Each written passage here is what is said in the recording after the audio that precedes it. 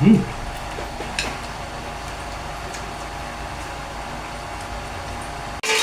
Samahan niyo ako magluto na seafoods boil. Basa natin muna. Tatlong bisis hanggat luminaw yung tubig. Ngayon nabibili nito guys, ano na yung kumpleto na siya, may sauce na rin to.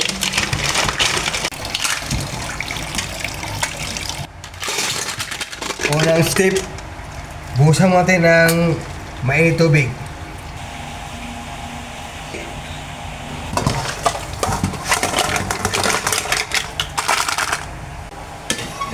Lagay tayong mantika, konti lang. Wala tayong butter eh. Sarap na sana to, butter. Bawang, sibuyas na may sili para may konting sipa. Lagay tayong paminta. Mais. Maglagay tayong tubig para lumambot yung mais. Malambot lang naman yung mais, bata pa yan. Okay na yan. Pakuluin. Ilagay na natin yung sauce guys yun na kasama niyan pagbili. Magdagdag lang tayo ng timpla. Shrimp cubes. Oyster sauce. Kunting toyo.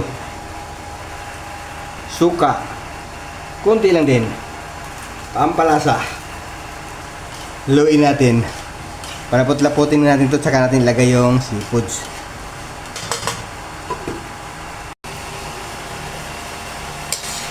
Yan o. Tikman mo natin kung okay na ba yung lasa.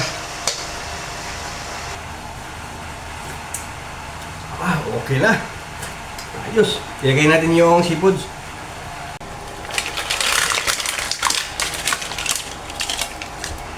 Takpan na natin diretso. Pag isang kulo lang yan, okay na yan.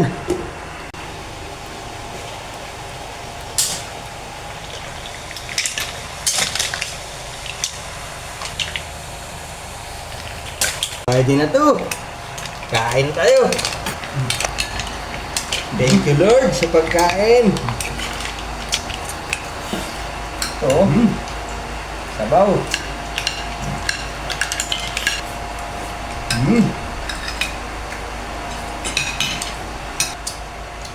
Ayos.